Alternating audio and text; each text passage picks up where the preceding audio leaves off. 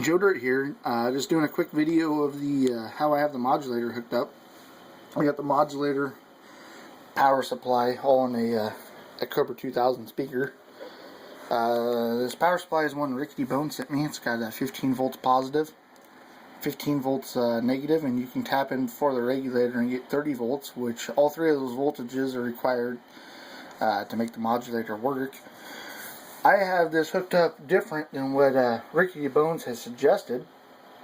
So the way I have this hooked up, Motor Mouth Mall and Rickety Bones might not approve of, but it has worked perfectly fine for a year now, and I have had no issues with it. So I'm just gonna keep plugging along with it hooked up the way I have it hooked up.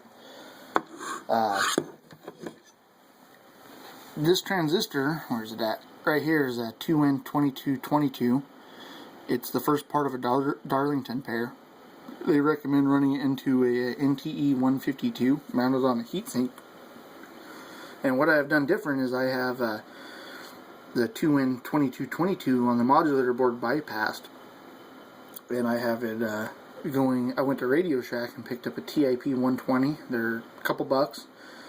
But the benefit to this is it's a higher gain transistor, so instead of getting the advertised 3/4 watt dead key, I can get a couple watt dead key out of this thing. I'm still modulate over 200%.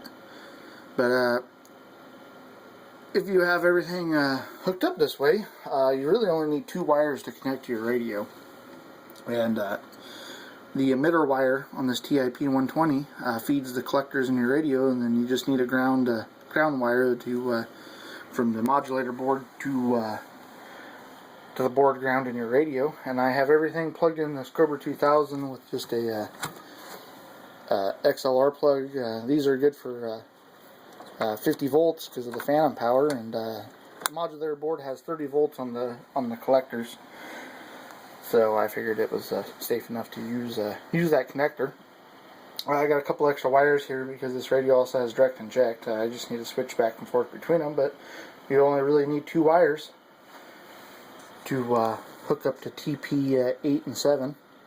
You just pull them off the board. That's normally on a Cobra 2000 140-year Grant, where you adjust the bias, and that feeds the collectors of the driver final from the emitter of the what they normally refer to as the AM regulator. That's all I have it hooked up.